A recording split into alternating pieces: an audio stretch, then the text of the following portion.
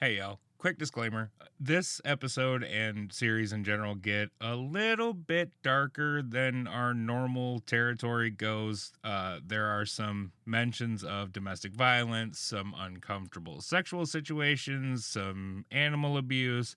Nothing too graphic. We don't get real graphic in the depiction or anything like that. But if that kind of thing is a trigger, if it bothers you, you just might want to sit this one out. Come on back when we're doing something a little more lighthearted and fun like we normally do. Uh, but if that doesn't bother you, then we got a hell of a good topic for you. So yeah, just wanted to give you guys a heads up. Here we go. Jerry Seabird, the police chief of Warren, Connecticut, had been called to the house of the town pariah. Lately, Maurice Theriault had been telling the townsfolk tall tales of hauntings, possessions, and demonic forces.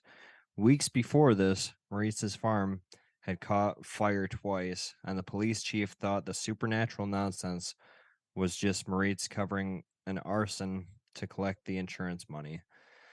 Jerry Seaberg was joined by State Police Officer Colin Kearns to respond to the call. As they got to the old rundown farmhouse, they were met at the door by Nancy, Maurice's wife. Her cheeks were streaked with tears. Immediately, they thought of domestic violence. She was shaking uncontrollably as she ushered them inside. There at the kitchen table sat Maurice, with a dazed expression and blood streaking his stubble. Seabird asked Moritz what was going on, and he began repeating, "I don't know," over and over. They turned to Nancy and tried to make sense of what was going on. She was in the far corner of the room, pointing to the closed door of the bathroom. Kearns attempted to open the door, but it was jammed. He kicked the door in and peered inside, with a bewildered look on his face. As Seabird made it to his side, he saw why his fellow officer looked so shocked. The bathroom was coated in blood, and a disgusting odor permeated the air. They demanded the story of what had happened from Nancy. What she told them was so unbelievable that they had no idea what to do. Moritz had gone into the bathroom after breakfast. After a few minutes, Nancy began hearing strange noises and became worried. She barged into the bathroom to let out a horrified scream. There, in a puddle of fresh blood, was Moritz, his face contorted to the point it was unrecognizable. He was on his back in the fetal position, spinning like a top. His teeth bared in a wolf-like grimace, eyes rolled back so far only the whites were visible, and he emitted a mournful wail. He began babbling in what sounded like words from a language she didn't recognize. Red foam was protruding from the corners of his mouth. Nancy dragged him from the bathroom to the kitchen. He immediately calmed down, but was still muttering incomprehensibly. As Nancy got to this part, they noticed Maurice's eyes were leaking blood. Seabird went to get him some water, and the glass flew from his hands and shattered nearby on the floor. It was then that they realized the blood on the back of Maurice's shirt was in a pattern. Kearns and Seabird lifted his shirt. Carved into his back was a large cross. Though this wasn't the first time Nancy had seen this horror, this was only the beginning for Officer Seabird.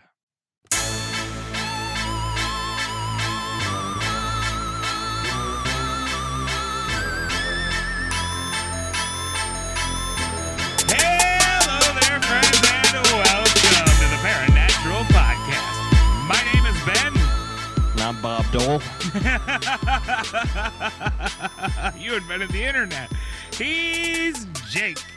And we are so glad to have you with us tonight as Jake dives into part one of his first multi-part series with Satan's Harvest. Jacob, how you doing tonight, buddy? Uh-huh. Yeah. I missed you. I missed you too, pal. Aw. But, I was literally shoulder deep inside of a vehicle, and we had to skip last week, so. Did it call you back? It, it tried. Just shoulder deep. The good news, though, is that in our week hiatus, hopefully our technical issues are now resolved. And even though they did cause it in the first place, I would like to give a shout out to the company Rode, because they were right on top of getting that shit fixed with just some people on Facebook going, hey, what the fuck, guys? So, shout out to those guys. Ah, Yeah. that was my just shout like out. that. Yeah. And our second thing is we have a new patron, David Kadar. So thank you very much for joining the Patreon and helping to support the show, sir. You are a phenomenal and wonderful human being. Grazie. Yes. Other than that, if you enjoy our show, don't forget to share it with a friend and give us a 5-star rating and review on the old Apple Podcast. If you listen on Apple Podcast or Apple iTunes, whatever the hell they call it these days, that really helps grow the show. All right, Jacob, that's all I got, buddy. Did you want to announce a live? Just say when we get there and. Oh, yeah. I almost forgot. Sorry. It's been a while. My brain hurts. So Jacob and I were talking, and we would really like to treat you guys to a live show. And we will do so if we get to 50? Sure. 50 5-star ratings and reviews on Apple Podcasts. We will do a live. Now, would the live include video? Because apparently people like seeing people talk. If I can figure out how to make that work, yes. And I think it's possible. I'm just not entirely sure how, but by the time we get there, I promise I will have figured it out. I've heard from a lot of people that they want to see us talk. They just want to see your pretty mug. That's true. It is true. You got a cute face. Yeah, you do. Such a pretty, handsome boy. Yeah. That's my big, strong man. Our original nicknames would have come in play. Yeah, you remember. Yes, I do. Over like a year and a half ago, we came up with them. Yeah. The Mountain Man and Smoothie. Yeah, and Smoothie. And your Smoothie. Yes, that is correct. That is correct. Yeah. And then everyone will be like, I don't get it. But yeah, so I would like to state at first, everything from this story is coming from the book Satan's Harvest.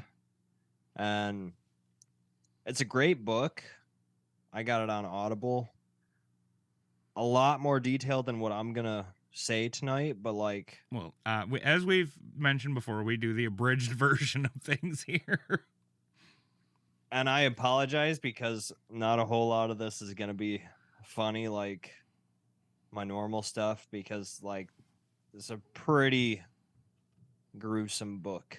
Oh, I'm sorry. I'm sorry. oh, I'm sorry. I'm sorry.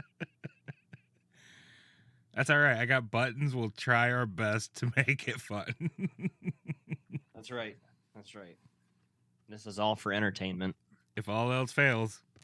I'll just hit him with the new button. I need that button.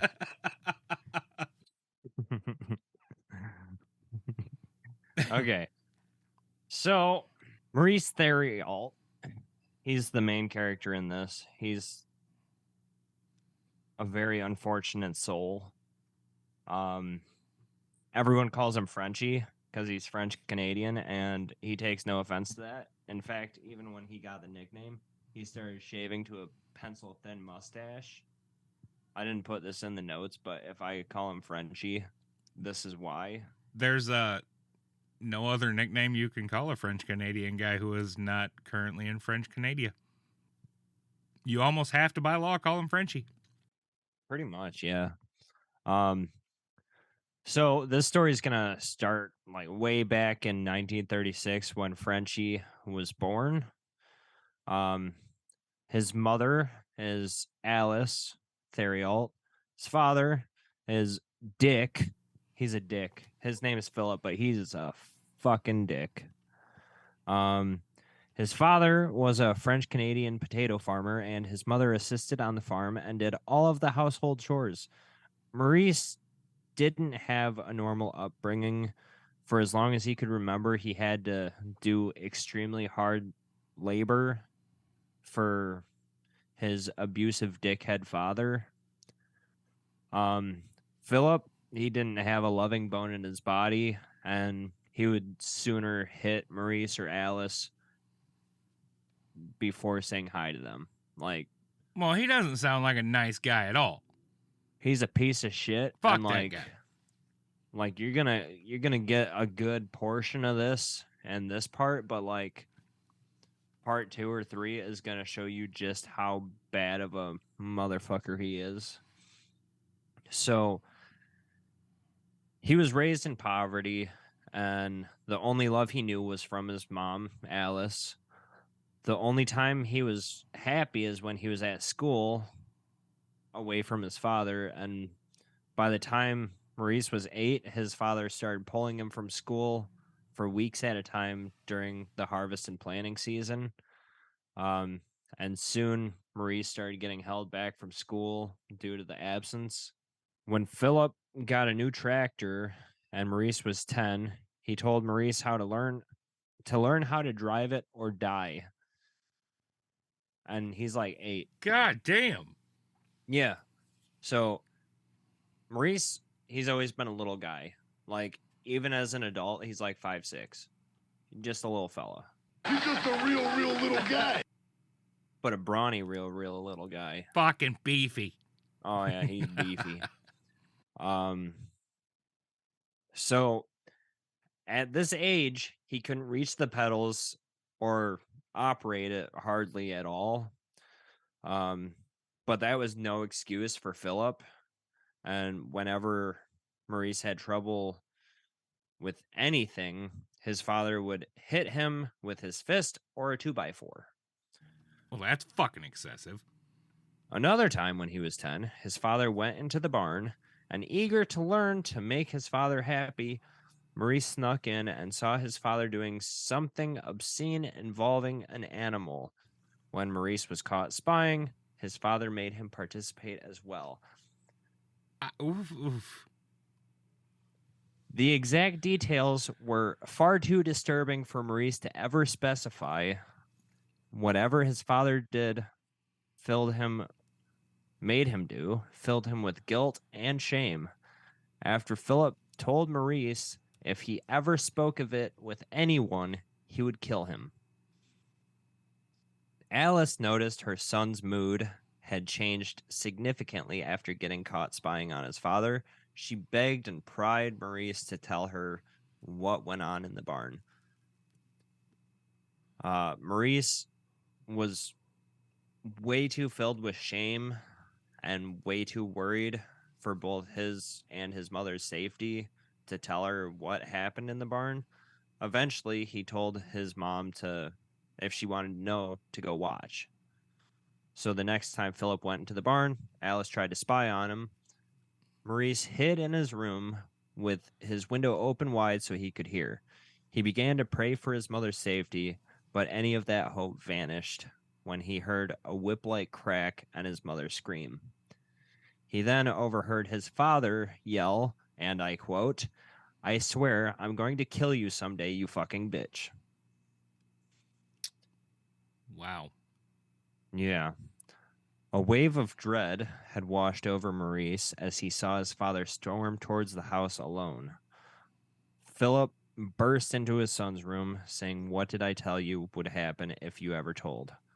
Maurice began to plead his innocence, but his father beat him with his belt until he and the belt were dripping with blood.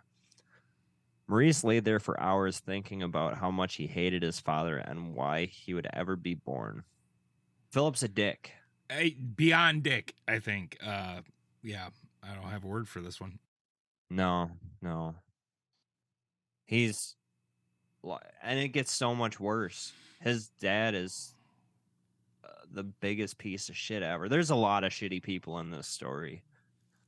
The following spring, his father pulled him from school yet again. Maurice was in 3rd grade and 13 years old because of how much his father pulled him. Oof, wow. But he continued to go to school even though all the kids would make fun of him for being so much older, Mm. and they would all call him dumb. He wasn't dumb. He really wasn't. It's just his father would pull him for weeks and weeks and weeks. So there was one day when Maurice was having trouble starting a tractor and Philip exploded. His father climbed up on the tractor and shoved Maurice off as hard as he could. 2 hands, 13 years old. And Maurice fell. It's one of those tall farming tractors. Mm-hmm. So he fell off, smoked his head off of a boulder, and his head just started gushing blood. He walked up to the house with his t-shirt held tightly against his head to try to control the bleeding. Philip took no notice. He got the tractor started and was already driving away.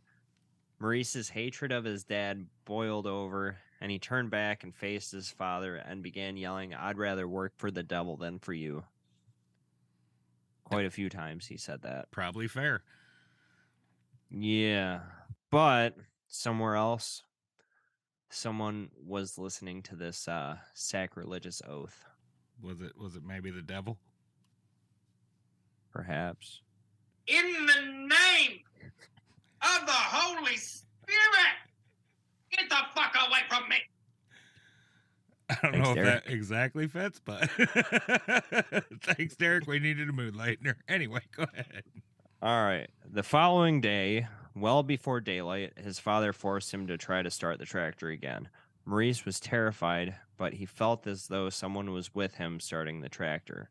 It roared to life, and he never had trouble starting it again. During harvest season, he was working as diligently and as successfully as his father. It always seemed as though someone was helping him. After that sacrilegious oath. Mm-hmm. In the winter, Philip hauled logs to make ends meet. This was a job that Maurice dreaded most of all. The logs were so heavy that even a fully grown man had trouble lifting them.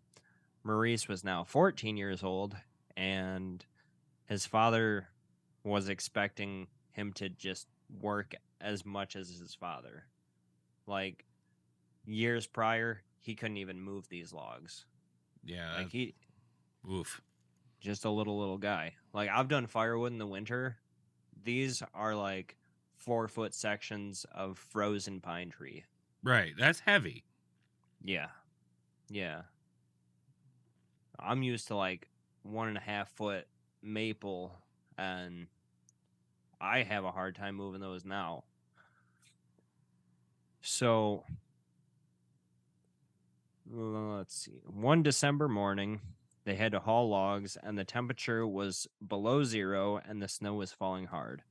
Maurice reached for a log, dreading the nearly impossible weight, but to his astonishment, it was as heavy as a baseball bat. He loaded all of his logs before his father finished his own, and he felt like someone was helping him. He began thanking and praying to who or whatever was helping him. From there on out, he would receive help and thrive at the task at hand. Philip told him he was done with school when he was 15 because of how hard he'd been working and like how much he was getting done. And earlier I said Maurice, like his safe space, his only happiness was at school. Right. However, not that this makes, Philip any better, but what we're talking like the 40s by now, early 50s, something like that. Early 50s, yeah. It wasn't wholly uncommon, Especially for farmers. right, to be pulled out of school about that age or a little younger even. Right. Yeah. But this had just pissed Maurice off. Like, his mom tried to plead Maurice's case, but no avail. I also forgot to mention Maurice had a fuckload of brothers and sisters. Okay. He had 10 brothers and sisters Oh, shit. altogether. Yeah. And he was the oldest. I think there was 7 girls and 3 boys. God damn. Yeah. Wasn't just the sheep that Philip was getting down with then, huh? I guess not. But Anyway. Philip never, like, he would have them do chores, but nothing nearly as He wasn't as hard on them as he was on Maurice. right. And like, let's see. Okay. So Maurice was so upset that he felt a fire burning inside him. He hated his father so much, but he knew it was useless to argue about it. For the next 3 years, Maurice did everything his father said because he had a plan. On his 18th birthday, he would join the army. The day that Maurice enlisted, his father found out and put an end to it. His father was very good friends. Well, they go way back. I don't know if Philip has any friends, but he goes way back with this military doctor, the one who was doing his physical test. Mm-hmm. After Maurice had passed, Philip convinced the doctor to fail him. Gotcha. So fake some paperwork. Yeah. Yeah. Maurice couldn't escape from the farm or his father. His dad basically said, "You're stuck here until you're 21." So for another 3 years, he was stuck with his father. He tried to join the National Guard, but after only 3 meetings, Philip had him removed from the National Guard. The National Guard captain came to talk to Philip, but whatever Philip said had Maurice kicked out of the National Guard. And back then, getting removed from any military service was like unheard of. Yeah, for sure. Yeah. Especially like right after World War II. Yeah, you're talking like Korean War era, heading into Vietnam. Yeah. Yeah, that's wow, okay. So eventually, Maurice began trying to date, but Philip found out when he had a movie date, and Philip stole what little money Maurice had. Alice, she checked her piggy bank, which she knew she had $5 in, and back then movie tickets were 50 cents each. Right. So that was a lot cheaper back then. Yeah. So her $5 was gone. Philip took that. So she went upstairs, fumbled through a couple of Philip's pants, found $1, gave that to Maurice. So he's stoked because he's got like $1.87. Mm-hmm.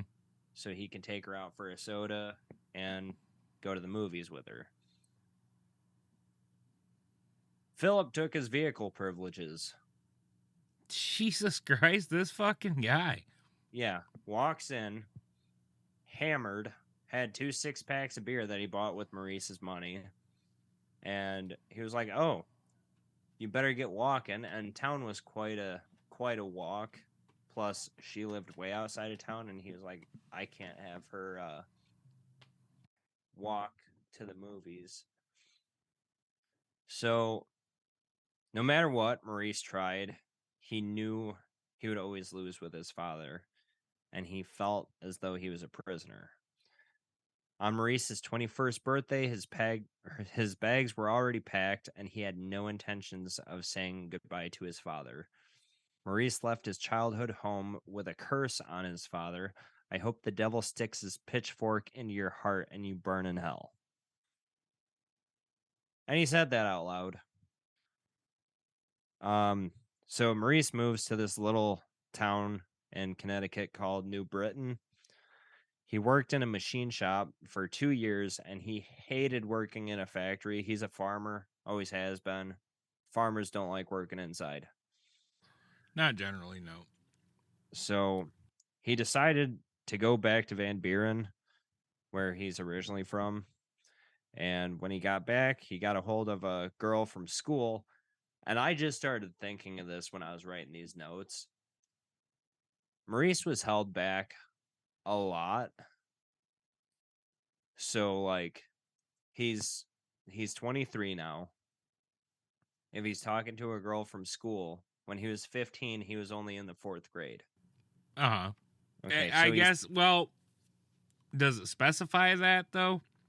yes. That it was a girl, one of his classmates? Because he Yes. would have known other people from school. I got you, boo. I got him in the nose. Okay. So he starts talking to a girl, and she found out that he had nowhere to go. So she offered for him to stay with her and her grandfather. Her name was Christine, and her grandpa's name was Hubert. For some reason, Maurice knew he did not like the old man, but got along great with Christine. Now, Christine is 16. Wow. Maurice is smart. He found a loophole. God damn it. Hubert was a drunk and very hateful. Christine and Maurice wanted to run off together, but she was only 16, so they would remain friends until she graduated. Decent fella. One day, Maurice got sick at work and came home to Christine crying on her bed. But she wouldn't tell Maurice what was wrong. The next day, Maurice was still sick, so he stayed home. And after Christine left for school, Hubert approached Maurice and told him it was time to move out. Maurice had no problem with that because he fucking hated this old guy. As Maurice is carrying his bags down the stairs, he hears a knock at the door. And then he hears police open up. He noticed this old mother F hops right up out of this seat and runs into the kitchen. So, Maurice, being the upstanding citizen he is, he opens the door and says, "Come on in, fellas." The police chased him into the kitchen, and Hubert was loading a gun, but in his drunken stupor and his shakes from not a lot of whiskey, he dumped all of his bullets everywhere. He was trying to load a hunting rifle, 30-30, Mm-hmm. to no avail. So Hubert was arrested. What do you think Hubert got arrested for? Oh, fuck. I can't even guess what. The charges on the old fucker were having sexual relations with his granddaughter for years. I didn't want to guess that, but yep, that's what I figured. For years. She's 16. And in the book, it says he had her act as his wife. Yeah, woof. But goddamn. Yeah. The police brought Maurice in for questioning, and the officer who was interrogating Maurice, he's asking him, "Did you know this was going on?" And Maurice was like, "Do you think I would have stood for it? Do you think I wouldn't have killed him if I knew?" And the cop's like, Fair point. Okay. "Did you ever have sex with her?" And Maurice says, "No, we're not like that," which was true. All right. All right.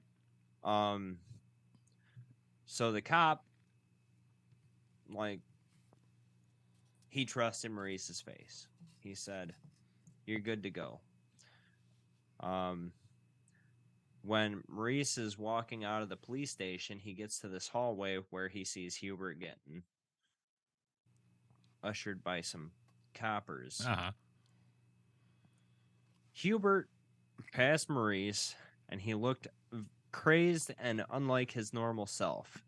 In a voice that was not his own, Hubert said, "I curse you to the devil. You two will never be happy." Whole lot of devil cursing going on in this story. Yeah. After Maurice left, he found out that Christine had been taken by her mother, who was going to put her in an orphanage. Her mother lived about 3 hours away. Mm-hmm. So she don't have too many pleasant people in her life either. So Maurice found this out, and he quickly goes to the bank to a loan officer, and he's like, "Hey, I need money." And though he didn't have a whole lot of money, or like he's always been a farmer, he's pretty Right. solid work. So he got a loan because, once again, he's got a very trustworthy face. He went and bought a car. It was beat up, but it drove. And then he drives to where the city where Christine's mother lived, and instantly got an apartment. Like, went and rented an apartment, and then called Christine. He told her they were going to go to Canada and get married, and she happily accepted this. 20 minutes later, Maurice showed up, and down the road they went because her mom was sleeping, so she snuck out. Later that day, they were married, and everything felt like it was finally going to be all right. Shortly after they got married, Maurice and Christine moved to Holyoke, Massachusetts. Maurice got a job at a paper mill and quickly started, well, they started humping it out. Within just over 2 years, they popped out 3 kids. Holy shit. Yeah. Rabbit style, baby. Well, I mean, they're married. Whatever. Yeah. She's still young. Oof. Though Maurice, he started to resent Christine for being lazy, because like he would come home, the house wasn't clean, there was just like leftovers on the table, Mm-hmm. and his mom had 11 kids. She always had shit done. So he was like, my mom could do it. Why can't you? You don't even have nearly as much work as her. Oh boy. Yeah. So one day they're having the same old argument in their room about her being lazy and Maurice having to do a whole bunch of stuff. Christine just turned away from him and noticed that the crucifix on the wall was now leaking blood. That's not supposed to happen. Yep. She pointed, Maurice saw it, and he was just as shocked. The crucifix was pouring blood, and they started praying. Right at the end of the Lord's Prayer, the blood disappeared. Like, just gone. So they chalked it up to the imagination, as, you know. Because everybody imagines that once in a while, right? Shared imagination. Yeah, sure. A few days later, they began arguing again. And once again, the cross started pouring blood. This became normal. The cross would bleed when they would argue. They would try to work it out for a couple of days, start fighting again, so on and so forth. Maurice took this as a sign that his marriage was doomed, and he blamed Hubert and the curse that he put on them. Fucking Hubert.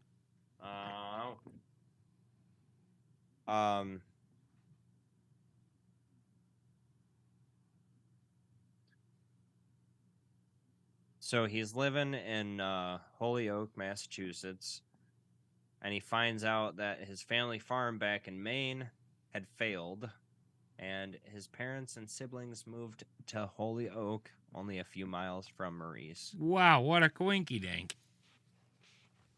Philip could care less. He didn't mind at all. And Alice was stoked because she really missed Maurice. And her grandkids. So within a year of this, Maurice and Christine got divorced because now mom was present and the pressure was on Christine real hard. Mm-hmm. So when they got divorced, Christine moved back to her aunt's house in Baltimore, Maryland, Mm-hmm. and got sick, like real sick, had to go to the hospital. Maurice wanted to visit her because they were still friends, and yeah, but he couldn't get any time off of work. We all know how that is. So he still needs to like talk to someone about it because he's freaking out.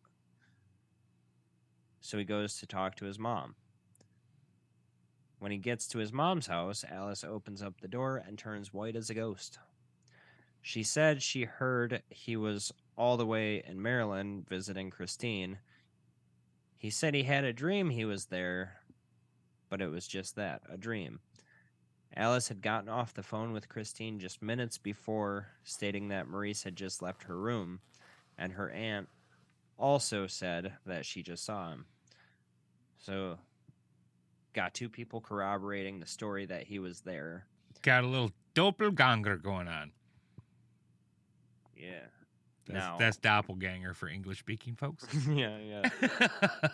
So the Maurice in Baltimore brought flowers, and she had the flowers. Well, that's a nice guy, though. Yeah, she posted a selfie with them. Right. But after Alice told Maurice this, he kind of just like, he said he didn't feel good and he passed the fuck out. And when he woke up, his mom's like, what's going on? What's going on? How is that possible? And he was like, I don't know. I just remember the dream. I went and saw her, but I've been here all day. So Maurice moved town to town in the next several years, but remained close to his mama. And like he worked in factory to factory, hated every single one. He's a farmer. But in this factory work is where he acquired his nickname. And yeah, like at first it pissed him off, but then he's like, why? I'm proud to be French. Like, he speaks a lot of French in the book, Mm-hmm. and I had to Google Translate a bunch. Just to like know if it was something important. So eventually, this is one of Maurice's shittier moments when he got divorced from his last wife, Christine. Mm-hmm. He kept the kids. He decided they would be better off with him. But Maurice is like, you know what? I'm tired of this city. I'm gonna move back to Van Buren, and he left his kids with his mom. Whoa, what a dick! Yeah. I mean, I guess she's got lots of practice, but shit. Yeah. So when he moved back to Van Buren, he became a potato farm hand, a farm hand for taters, Mm-hmm. and he met this girl with 3 young daughters. Her name was Erica, and they hit it off, and within like what sounded like not even a month, in no time whatsoever, he proposed to her. She happily accepted because they were both lonely. Well, buddy. Yep. So this is in 1965, and they moved back to Massachusetts, close to Mama. And in the fall, he's going over because he bought a farm. He's walking through his farm and he trips over a wooden cross. As soon as he sees that it's a cross, his vision gets real blurry, and he like goes to wipe out some tears or anything, but he's got a lot of blood on his hand. So he runs into the bathroom, and his eyes were not just like tearing blood, but like pouring blood. Oh, So he's looking for a cut because Maurice, come on. There is no blood or no cut, just blood pouring from his eyes. So later that night, he and Erica went to a dance, but ever since the whole bloody eye thing, Maurice seemed a little off. So when they left, they usually stayed at the dance till about 1 a.m. Last call back then. mm. But this time at 10 o'clock, he told her, "We're leaving, and you better be ready. Otherwise, I'm going to leave you here." So then she's like, "All right, motherfucker, you're getting the silent treatment because I like the dance." And like literally this relationship was only because they were lonely. They were Right. married for no other reason. So on the way home, while driving, Maurice began to like he's coming up to this fork in the road where there's a tree in the middle and you can go right or left. Mm. He just punches the accelerator, like pedal Oh, to the metal, and she looks over at him and he's just like dead-eyed in a trance. So she's like freaking out, trying to yell at him, fuck the silent treatment now. And they're heading right for this tree, but she grabs the wheel and yanks it real hard towards her. Well, there's a wall, like it seemed like one of those highway dividers mm-hmm. in the book, but they described it as a wall, Mm-hmm. and they hit that. Neither of them were injured, but Maurice, he kind of snaps out of it, and he's like, "What in the fuck just happened?" She is yelling at him like, "Why are you trying to kill us?" Blah blah blah. He had no recollection of anything. He didn't even remember leaving the dance. He didn't like he remembers getting there. So a few months after this, Maurice told Alice that their dog was hit by a car, but she found a bloody pickaxe near where the dog was discovered. Oh, that's no bueno. She believed Maurice because, like, even though that was his pickaxe, Maurice loved this dog. Like, when it died, he was crying profusely. He like carried it into the woods, said a prayer over it when he buried it, crying his eyes out. Then she also saw him beating a horse, just like beating the shit out of this horse that Maurice loved. And when she would be like, "Why are you hitting the horse?" And he's like, "I would never hit that horse. I love that horse." And he never knew what she was talking about. Yada blah blah blah. So all this strange stuff, it started taking a toll on Erica, like real bad. And she's like, "You're nuts. You need mental help. You need to see a shrink." And she left. Maurice did not blame her at all because of all the weird shit that was going on. Yeah, I mean, who could blame her? Jesus. Yeah. So then Maurice moved to upstate New York with his uncle. And this is where Maurice met Nancy, who remained his wife. Who, at first, she put up a fight. She was like, "I'm not going to get married to you, but then I'm going to get married to you." And they got married, then quickly moved back to a little town in Massachusetts called East Longmeadow.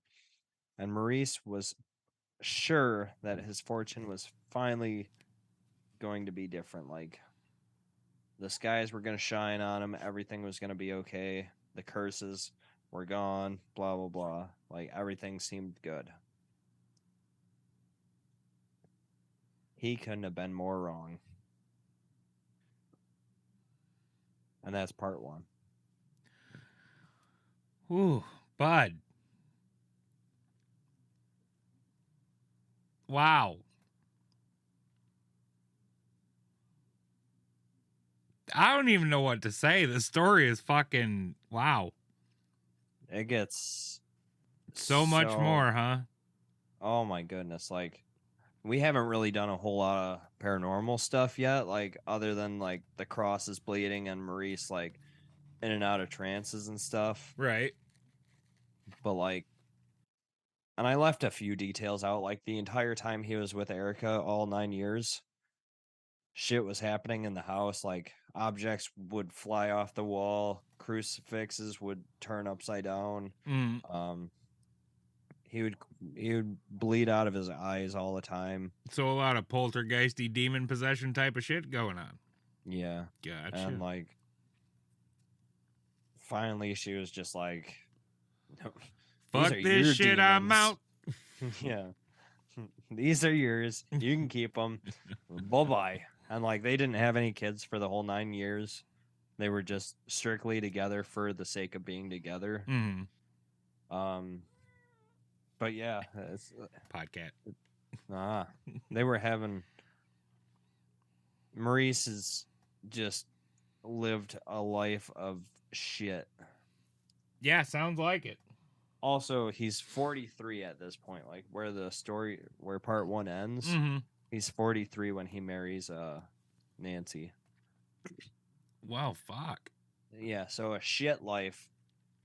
And 43, he's finally like, okay, my bad luck's over. Ooh. This is where shit just starts getting good. Well, fuck, I don't even know what to say about any of this yet. Philip, like, you might not think it's okay to hate him anymore, like, possible to hate him any more than you do. You're gonna hate him a lot more. Well, I guess, folks, that's what we have to look forward to. Yeah. All right. Do you have anything to say about it? Not yet, no, except holy shit. This fucking story is full of a bunch of shitty fucking people. Yeah. Hubert and Philip, they deserve each other. I mean, there are times Maurice doesn't sound like such a nice guy himself, but Shit life, buddy. Like, he was always a very good father, as said in the book.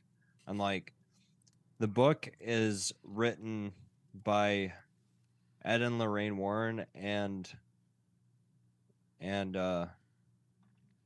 Maurice himself. I will save my opinions on Ed and Lorraine Warren for the last I know. of this series. Well, if it makes you feel better, they don't really have a big part in this. I mean, that's fair. That's fair. Like I said, I'll save that for the conclusion of the whole thing. Okay. Yeah, that's what I got for part 1. Well, all right then, ladies and gentlemen. I hope you have enjoyed this episode, and I hope you are looking forward to parts 2 and possibly 3 as much as I am. And if you do enjoy this, please don't forget to share a show with a friend. Leave us that 5-star rating and review on Apple Podcasts. And when we get to 50, we'll do a live show. Yeah, and live until then, show. thanks for listening. We'll see you next time. Good night. Love you guys. Good night.